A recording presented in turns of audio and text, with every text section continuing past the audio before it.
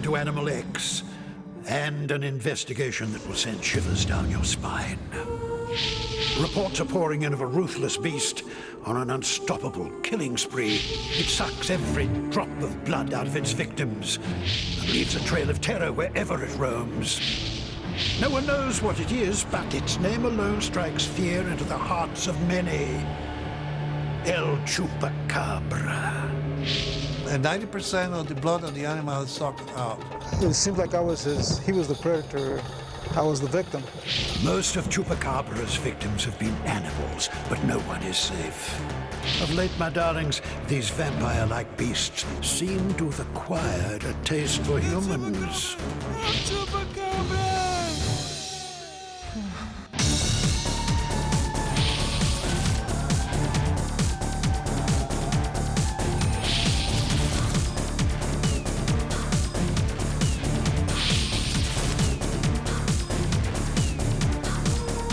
Stranger things in heaven and earth. You're about to see one of them. Just be careful.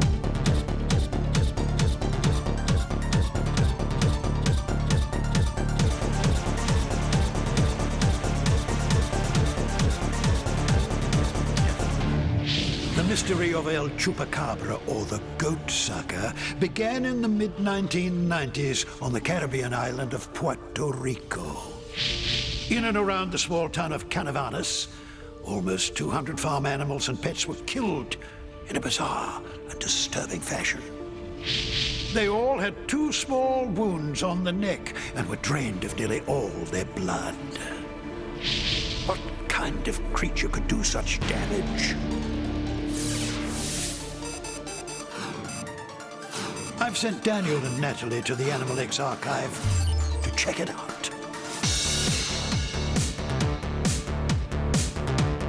Yep, hi Bill. Dan's been through the archive. Take a look at this. Reports started to surface early in 1995 of attacks on livestock. These attacks were unlike anything seen before, and panic started to spread throughout the Hispanic community. The reports became more and more frequent, and were so consistent that they had to be taken seriously. Not even a person with a knife can make this sort of incision on an animal. And the animal has no blood left in its body. You can't see footprints anywhere, so whatever it is appears to fly. All the chickens have been sucked of their blood. I think this one sums it up, Bill. There's a farmer in Carnavanas by the name of Senor Miguel Dominguez who had all of his birds slaughtered. Now he says when he found his turkeys, they were all dead, they were all in one piece, but they were all drained of blood.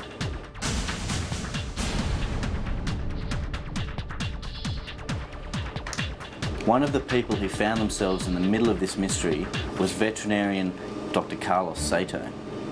He's examined dozens of victims. Goats, cows, dogs, birds, rabbits. So he's quite experienced when it comes to these bizarre injuries. Primarily the injuries were like small puncture wounds, 1 centimeter in diameter, and then inside the carcass there was a big depletion of blood, okay? And in some areas we can see like areas where small portions of the vital organs like liver, kidneys, or portion of the heart were just removed from that small hole. So we could not see any strange or damage of external to the skin or feathers or things like that. Because I can explain from one hand that we just did a necropsy. Externally was all okay, except for 2 lateral wounds, okay, in the chest area, okay? When we just opened the complete hand, we could see portions of liver just gone from that area, and also a lot of muscle trauma, just being traumatized without external trauma. So we could not see any open wound in the outside, but in the inside was all traumatized. What could do that? Okay, for my knowledge, or from my knowledge, I cannot explain how that happened. I would say about 30% of the animals that we just did the necropsy, they lack a rigor mortis in which, you know, that when they die, they go into different stages of rigor mortis. But I can tell about animals that were more than 4 or 5 hours of being dead and they still flaccid.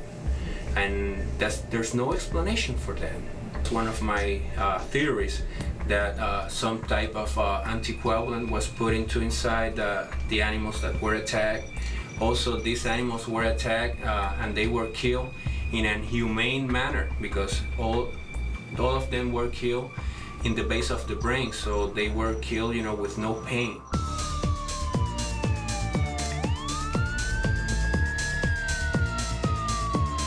After these attacks, the police were inundated with calls demanding an investigation, as was the mayor of Canavanas. The mayor says all the descriptions were the same. The animal was bipedal, with large red eyes, spikes down its back, and a huge head. With so many frightened residents complaining, he coordinated with the police to arrange a major chupacabra hunt. La policía de Puerto Rico, muchos policías. He says the hunting party consists of policemen, local residents and volunteers, and people who are interested in catching El Chupacabra. The mayor says some members of the hunting party have actually seen El Chupacabra and have been very close to catching it. He says they concentrated their hunt near some caves or near rivers that flow from the caves because many of the attacks happened in that vicinity. But, he says, there is one strange thing. Once the police began investigating, the attacks stopped, only to begin somewhere else.